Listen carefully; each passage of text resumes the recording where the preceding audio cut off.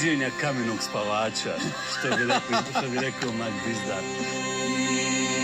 Sam umro, nisam pao, bijeli kamen raspukao, cijeli korijen nebu sokoča, svi sjevu mačni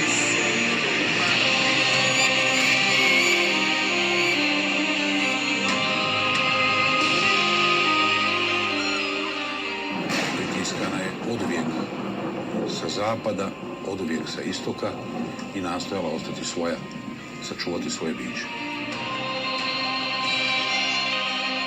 Ako smo imali najvećeg kralja slavenskoga juga, onda imamo dosta razloga za samopoštovanje. A samo ako budemo imali samopoštovanje, mi ćemo zaslužiti poštovanje drugih. A recimo Trtko I. Kotromanić je otac suverenosti Bosne i Hercegovine.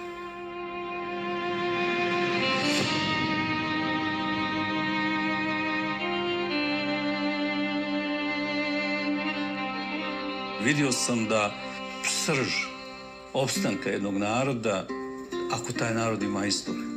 Ako nema istoriju, nema ništa.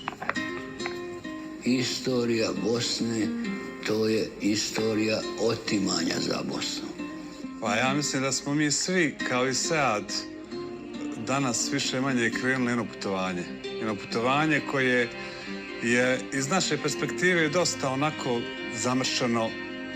Kad se čovjek zaljubi, to svi će razumjeti tu sliku, onda za onoga koga voliš učinit ćeš sve. Fratri su zavoljeli Bosnu.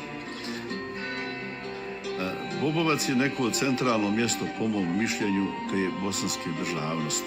Znači, to je nešto što bi nam trebalo biti svima sveto mjesto.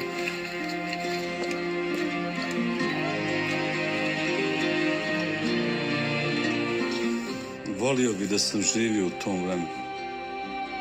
I to sveto mjesto trebali bi svi poštivati, tražiti način da zajedno dođemo na to sveto mjesto.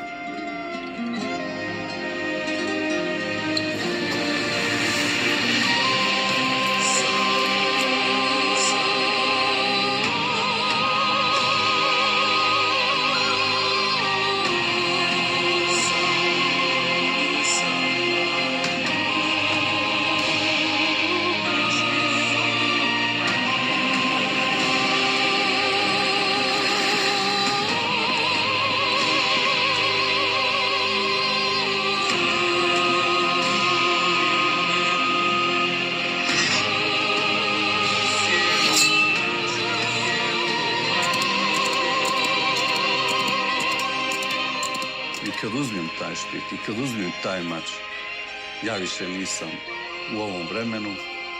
Sve ove dnevno politička dešavanja oko Bosne, pa njene unutarnje entitetske podjele, sve se to ugasi, sve to nestane.